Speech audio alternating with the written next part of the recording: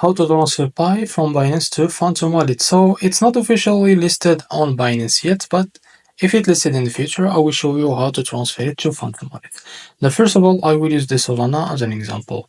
Now, tap on Assets. Now, select the spot from the top bar and tap on Withdraw. Now, after that, in the search, you can type your token. In this case, I will use the Solana. So after you find your token, tap on it. And as you can see here, tap on Send via Crypto Network. And after that, you can see set the network as the Solana. Now to get the address, now just go to your Phantom wallet.